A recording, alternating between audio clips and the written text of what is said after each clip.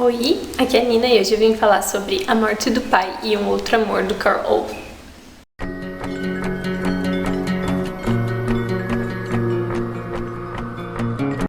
Então, esses são os 2 primeiros volumes da série Minha Luta, do Carl Ove Knausgaard, sei lá como pronuncia o nome dele. E eu já falei em vários vídeos, várias vezes, que eu gosto muito e eu ainda não tinha gravado um vídeo. Eu tentei gravar quando eu li o primeiro, que foi entre o fim do ano passado e o começo desse ano.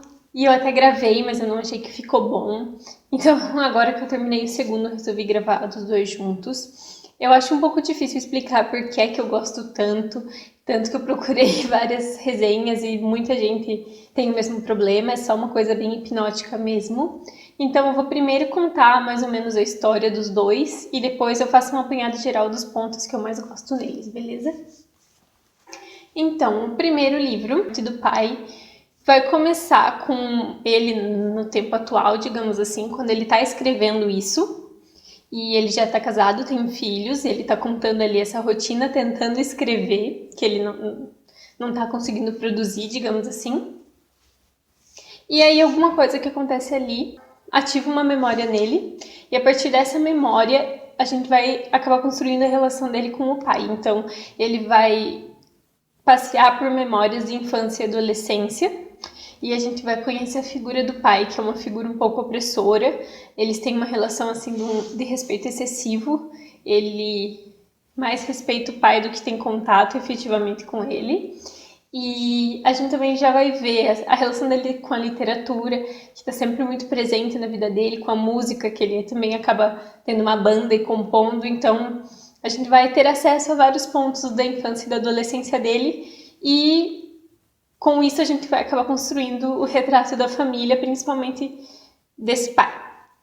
A segunda metade do livro vai falar sobre a morte do pai. Então ele já está adulto e recebe a notícia de que o pai faleceu, e a impressão que dá, que pelo menos que deu para mim, é que ele estava tentando lidar com isso que aconteceu a partir da escrita.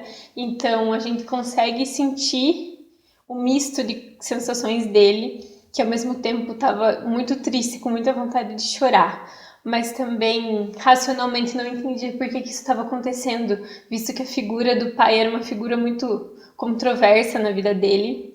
O pai faleceu em circunstâncias ruins, o pai estava com problema com álcool, e a casa onde ele morava com a avó do Carl Ove também estava aos pedaços por conta do vício. A avó estava com problemas com álcool também, então a situação estava realmente terrível.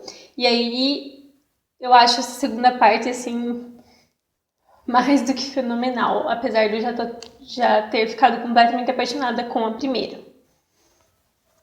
O segundo livro, que chama Um Outro Amor, o Carl Ove ele vai fazer uma mudança radical na vida. Então ele vai sair da Noruega, vai terminar um relacionamento de anos que ele tinha lá e vai para a Suécia, onde ele praticamente não conhece ninguém, uma cultura completamente diferente da dele, porque ele está com bloqueio criativo, ele não está gostando da vida que ele leva, então ele faz essa mudança. E nesse novo país ele vai acabar reencontrando uma moça que ele já conhecia, eles vão acabar se relacionando e vai ser a esposa dele, né? Ele vai ter filhos com ela depois. Então vai ser mais ou menos esse retrato da formação da família, da primeira filha que ele tem. A relação deles é um pouco conturbada, eles têm alguns problemas. Ele também vai ter problema com a questão de abrir mão da escrita no momento que ele está conseguindo escrever para ter que estar mais presente nessa família. Então não é um livro também só de flores, não é um livro que não tem problemas. E seria mais ou menos essa a história do segundo, então, a questão da formação da família e da primeira filha. Ele numa fase já mais adulta. Agora eu vou tentar explicar os motivos pelos quais eu acho que essa série é tão hipnótica, pelo menos os motivos que levaram, pelo menos o que eu consegui concluir disso. Era a questão da escrita. A escrita dele é uma coisa incrível.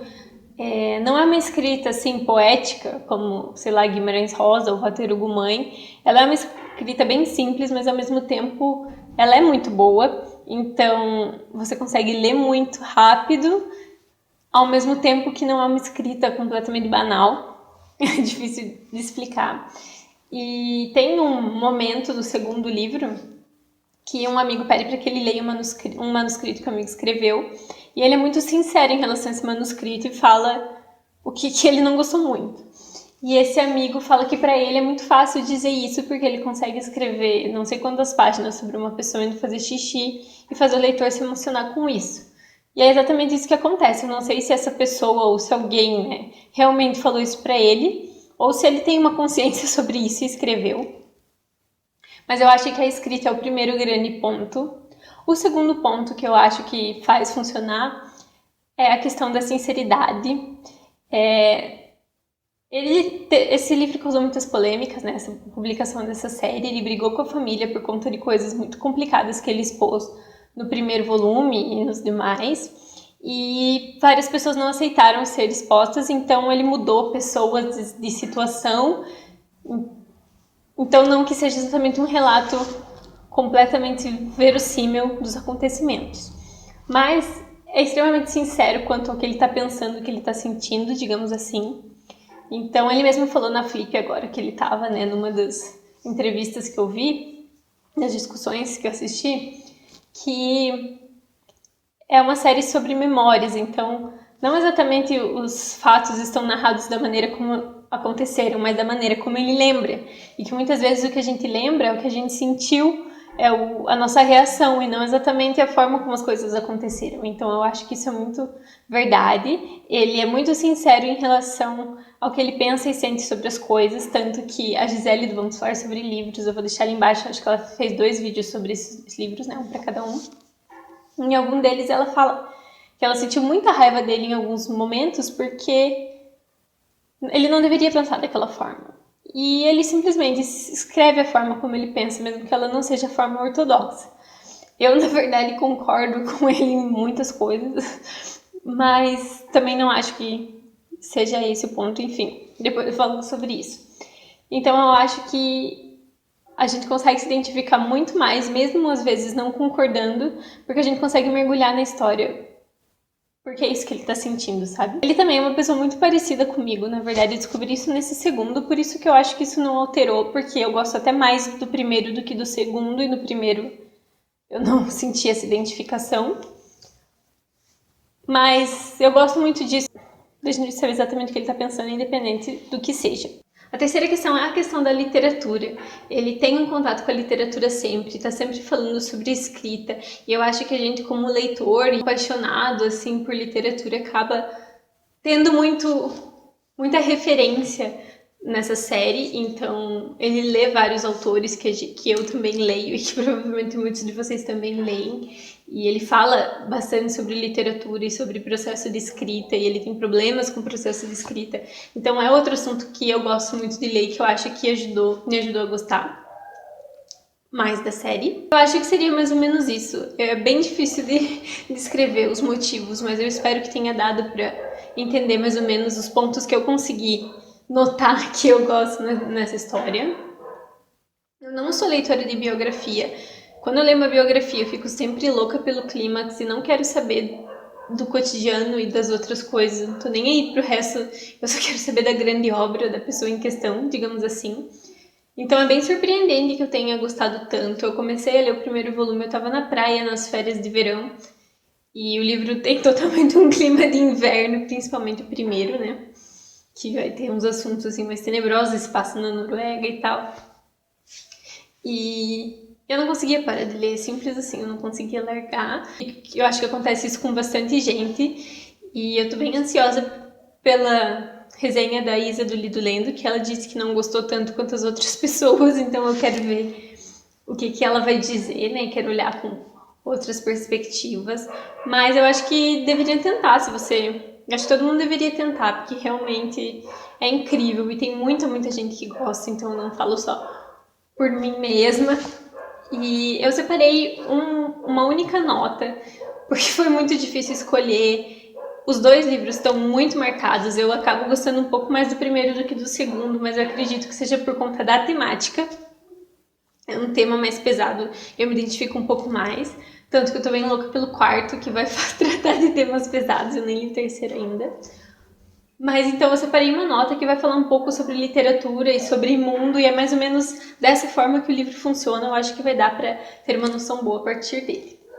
Então a nota que eu separei diz assim: a literatura sempre esteve relacionada à utopia, e quando a utopia perde sentido, a literatura também perde. O que eu estava tentando fazer, e talvez o que todos os escritores tentam fazer, se é que eu sei alguma coisa neste mundo, era combater ficção com ficção. O que eu devia ter feito era aceitar o que existia, aceitar o estado das coisas. Em outras palavras, celebrar o mundo, em vez de procurar achar um caminho para deixá-lo, pois assim, indubitavelmente, eu teria tido uma vida melhor. Mas eu não conseguiria. Alguma coisa havia se solidificado em mim, uma convicção tinha se arraigado em mim. E, embora fosse essencialista, isso é, anacrônica e até romântica, eu não conseguia deixá-la para trás. Pela simples razão de que se tratava de algo que eu não apenas tinha pensado, mas também sentira, nesses súbitos estados de iluminação que acontecem na vida, onde por poucos segundos é possível ver um mundo completamente diferente do que se viu momentos antes, onde o mundo parece dar um passo à frente e se mostrar por um breve instante, antes de retroceder e tudo voltar a ser como era. Então, foi bem difícil escolher. Eu ia acabar tendo muitas notas, então eu consegui selecionar só essa, mas os dois estão todos marcados. Eu espero que tenha dado para entender um pouco por que eu gosto. Se você já leu, por favor, me diz aqui nos comentários se você concorda com esses meus pontos, ou se você acha que gosta por outros motivos, ou se você não gosta, quais são as suas críticas, que eu vou adorar saber. E quem não leu, por favor, dê uma chance, que eu realmente acho que é uma das melhores coisas aí que surgiu ultimamente e que vale muito a pena. Então é isso. Desculpa pela demora, esse vídeo demorou um pouco para sair e até a próxima.